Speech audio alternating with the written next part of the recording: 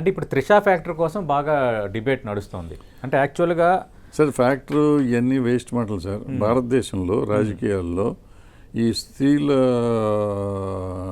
పుకార్లు కానీ లేకపోతే నిజాలైనా కానీ ఓకే ఇప్పుడు జయలలిత ఎంజీఆర్ అన్నారండి, ఏమన్నా ఇంపాక్ట్ ఉందా? లేదు. ఇప్పుడు పవన్ కళ్యాణ్ గారి మీద అంత బురద చల్లారండి, ఏమన్నా ఇంపాక్ట్ ఉందా? ఓటింగ్లో ఇంపాక్ట్ పడదండి. ఇప్పుడు ఈయన విజయ్ గారు డైవర్స్ ఇచ్చాడా లేకపోతే త్రిష్తో ఉన్నాడా, నిజం అబద్ధం అవన్నీ చేసుకుని ఓటేసేవాడు ఆలోచించండి. నాకు విజయ్ వల్ల లాభం ఉందా లేదా, పవన్ కళ్యాణ్ వల్ల లాభం ఉందా లేదా, ఎన్టీఆర్ వల్ల లాభం ఉందా లేదా, ఇవే ఆలోచించుకుంటాం. సో వాళ్ళ మీద మనం ఏం చేస్తామంటే ఎలక్షన్ టైంలో బురజల్లుతానికి నిజాలు అబద్ధాలు అప్పుడు బయటికి తీస్తూ ఉంటాం. ఆ తీసినవి ఆ కాలానుగుణంగా వాళ్ళకి అడ్వాంటేజ్ అవుతుంది తప్ప దీనివల్ల జరగదు.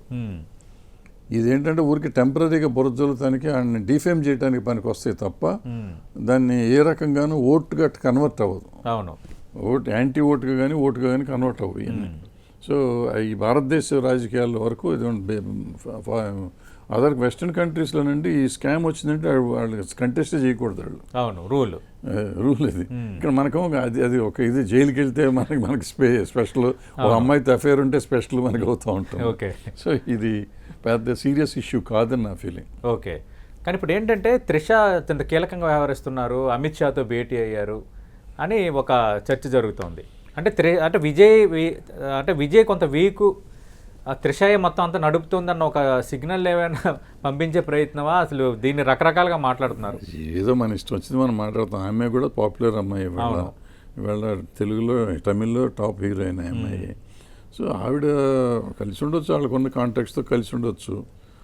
ఇప్పుడు ఇంతకీ వీళ్ళిద్దరు ముందు కన్ఫర్మ్ చేయలేదు, మేమిద్దరం ఒకటి అని కన్ఫర్మ్ చేయలేదు. ఇంకా వాళ్ళు కన్ఫర్మ్ చేయాలి. కన్ఫర్మ్ చేసినాక అప్పుడు ఆయన మాట ఆవిడ వింటుందో ఆవిడ మాట ఆయన వింటాడు అనేది అప్పుడు మనం మాట్లాడుకోవాలి. ఇప్పుడు గాలిపోగు చేసి మనం కొంచెం గొప్ప బాధ్యత ఉన్న వాళ్ళు మనం మాట్లాడతాం కరెక్ట్ కాదేమో నా ఉద్దేశం. రైట్, కరెక్టే సార్, అది కాదనటం లేదు. కానీ ఇప్పుడు ఏమైందంటే ఎప్పుడైతే వైఫ్ కొంత డైవర్స్ కేసు అవ్వటము, ఇష్యూ అవ్వటము, రెండు అక్కడ బీజేపీ అధ్యక్షుడు త్రిషను ఉద్దేశించి ఒక కామెంట్ చేయటం, మళ్ళీ ఆయన కొంచెం వెనక్కి రావటం, ఇదంతా కొంత గందరగోళం నడిచింది. సీన్ కట్ చేస్తే ఇంత కాంట్రవర్సీలో, ఇంత ఇష్యూలో కూడా ఒక ఫంక్షన్కి త్రిషతో కలిసి ఆయన రావడం అనేది ఒకటి జరిగింది. అంటే ఇండైరెక్ట్గా విజయ్ ఒక సిగ్నల్ ఇచ్చేశాడు, ఎస్ మేము కలిసి ఉంటే ఏంటి మీకు అన్నది అని కొంత మీడియా కూడా రాసింది. దాన్ని ఎలా చూడాలి? చూసేది ఏం లేదండి, కలిసి వెళ్తాం, తప్పే ఉంది దాంట్లో. కలిసి వెళ్ళకూడదని రూల్ ఏమన్నా ఉందా? లేదు. ఇప్పుడు వెళ్తున్నారు, ఆ పలానా వాళ్ళు ఇద్దరికి తెలిసిన వాళ్ళు అనుకోకుండా వీళ్ళు కలిసారేమో, కలిసి వెళ్దాంలే అనుకున్నారు. లేకపోతే విడివిడిగా కార్లు దిగినాక అక్కడ లోపలికి వెళ్ళేటప్పుడు కలిసి వెళ్ళారు, ఏమో మనకు కరెక్ట్ నిజాలు తెలియదు నాకు.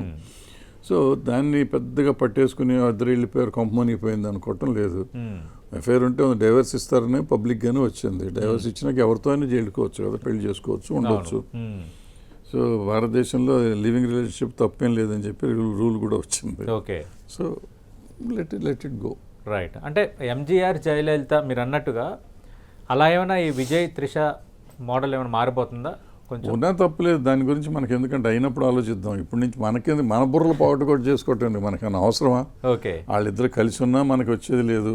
రాష్ట్రం వేరు, మన రాష్ట్రం వేరు. అవును.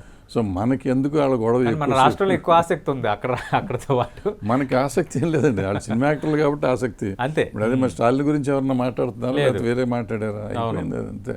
టెంపరీగా ఏంటంటే వీళ్ళంతా ఆర్టిస్టులు కాబట్టి కొంచెం ఎక్కువసేపు చర్చించుకుంటానికి ఉంటుంది, మైలేజ్ కోసం తప్ప. No way we are connected with that. Okay.